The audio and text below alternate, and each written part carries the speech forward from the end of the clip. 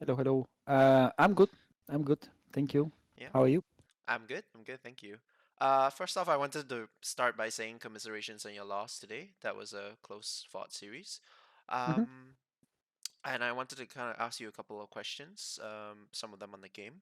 So, Yeah. first of all, heading into game one, just off the bat, I wanted to ask, what was the sort of the game plan heading into game one? What was your guys' focus, playing against, playing this series today?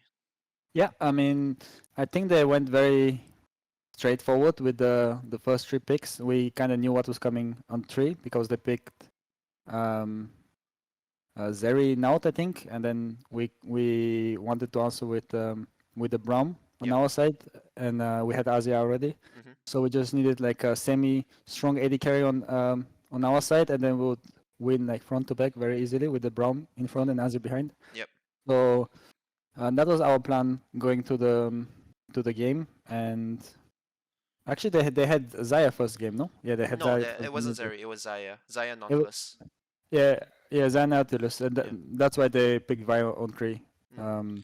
So it was very predictable that the Vi was coming, and we knew that already in draft, and then we just picked Ezreal that is more mobile and is also good into Zaya and is good with Braum. So our our our idea was to just play front to back and be there on objectives and just have a stronger team fight composition in them. I see. So picking the TF, that was purely just a flex pick. It was always intended to go top. Like there was no chance that Karzi was gonna pick up TF at all. Oh, there was. We flex it even three-way, but usually when we first pick Azir, it's kind of hard unless we want to flex the Azir to top. Mm-hmm. But we didn't have the opportunity, so um, we didn't. It was not for sure that he will go to TF will go to top, but usually we like TF bot as well. So it was we had many options in this draft. I see.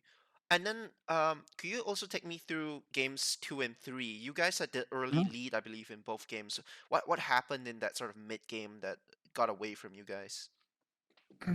Well, game two they caught us on bot, and Photon tried to buy a lot of time. Mm-hmm.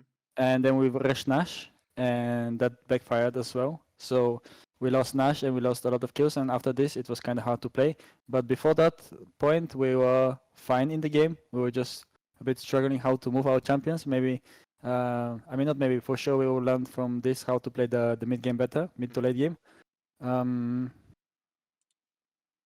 Um, and then after they stole the Nash and we died on bot, and then they killed us all. That was kind of like GG. Yep. We couldn't bounce back from this situation. And then the game three,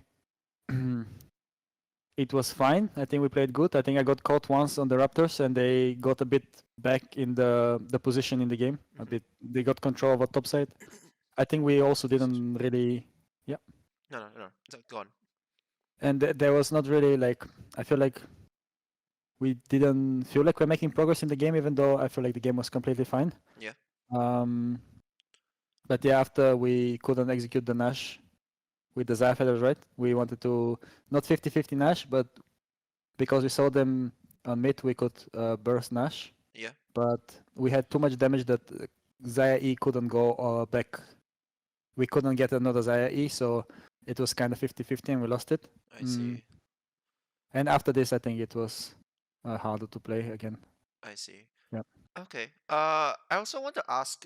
There's a specific sort of issue that comes with playing against Team BES, which is Adam brings a very specific sort of champion pool. Does that present? I wanted to ask from a point of view of an opponent. Does that present a unique challenge in terms of drafting, where you have to be aware of the Olaf, you have to be aware of the Garen and the Darius that other top laners don't usually? Because I see that it ate some of your bans during the draft Yeah, phase.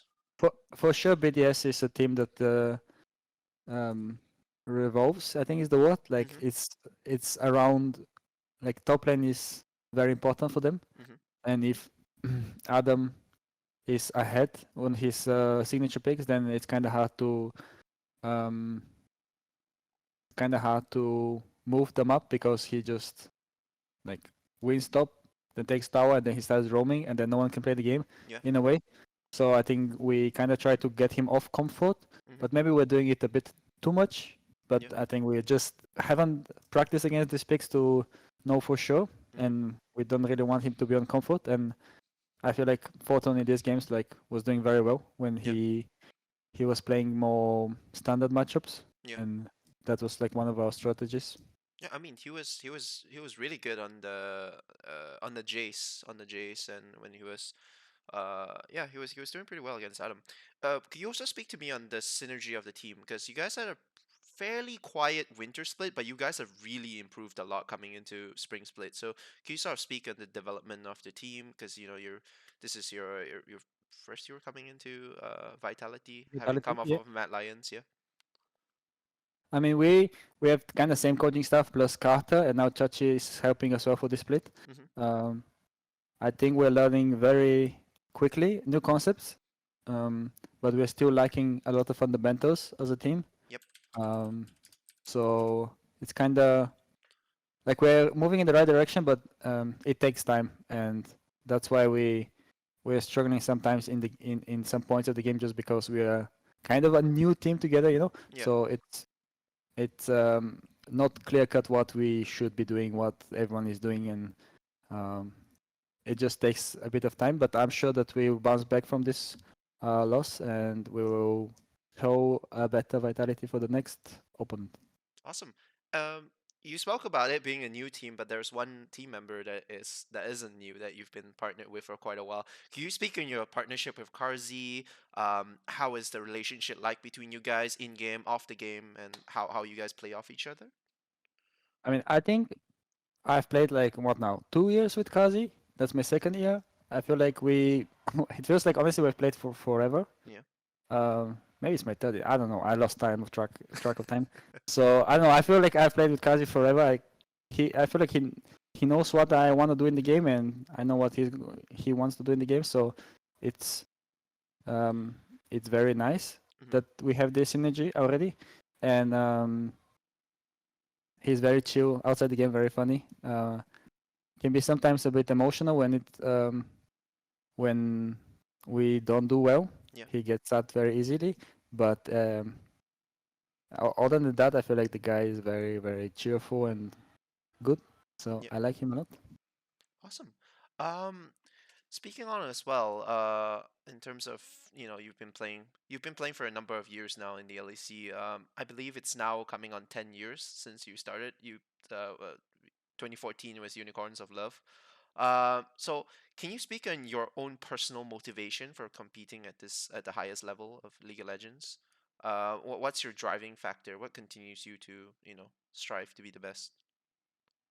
Mm, I mean, I like to be loyal, and I like to improve on whatever it is where I am. Mm-hmm. So right now I'm a Vitality, and I wanna like fix like all the problems we're having, and I wanna like improve even on the good things that we're doing. Yep. That they're the best way it can be. Yep. So I feel like this is one thing that really drives me forward, is that I have a lot of knowledge and experience of the game, so Mm-hmm. I can help my teammates to see the game as I do and then improve on it. And I really like that I can do that.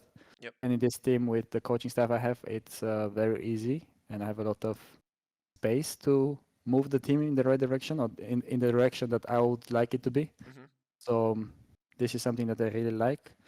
I'm working on myself every day as well. So um, this is something that is also motivating me. And every challenge that goes my way, it's mm, making me even more hungry. And I think in general, I'm very like passionate about the game. Yeah.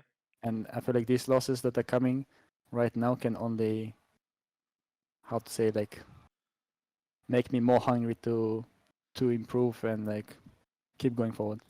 Awesome. Do you think you still have many many years left in you in the tank? A lot of motivation left. You can keep playing for another 10 Yeah, years. I mean, I don't know what's the limit, since I'm like like the first generation of the esports in League of Legends. So I don't know what's the limit, but I feel like I am not stopping anytime soon. Awesome. Still keeping it on you as well. You have a very unique reputation as a very aggressive player with your playstyle. Could you speak a little bit on sort of the challenges, perhaps on that sort of fine line you have to go between being aggressive and straight up inting? Like where's how do you find that balance of aggression? I think there is a lot of things you have to keep in mind, or that I do keep in mind, like spells, cooldowns, um, even the how aggressive is my opponent, or like how he answers to my positioning or to my clicks, like how he responds. It Yeah. everything combined makes my playstyle the way it is. Yep. I feel like I know when I can move forward, even when I'm weak in Mm-hmm. a way, and I know when I'm weak, and I'm not sure if the enemy knows. So I'm keep like trying to ask him if he knows that I'm weak, and Yep. if he doesn't know, then I get a lot of information by like his clicks and stuff. So it's just a lot of things that I don't even know how to explain it. It's just It's like a very feel. It's like a feel you have after. I see. yeah for sure. I see. Final question. I wanted to ask, um, coming off of Mad Lions last year, where you guys managed to win Spring and you guys managed to attend both MSI and Worlds, what's the international viability of this new Vitality roster? How well do you guys see yourselves doing internationally? Mm, I mean, right now, if we play international teams, I think we're gonna get stomped, just because we are not that experienced team Yep. and we struggle against European teams. So I can imagine that it will be only harder against international teams. Hmm. But I think after some time, after like let's say half a year, then Yep. I think we'll be much more likely to take on international teams more consistently. Awesome. Thank you very much, Hylissang, for your time. Hopefully I get a Thank you. chance to talk to you, and best of luck for your next game. Yeah, thank you. Bye Thank you bye. very much. It was nice meeting you. Yeah, likewise. See you. Thank you. Bye.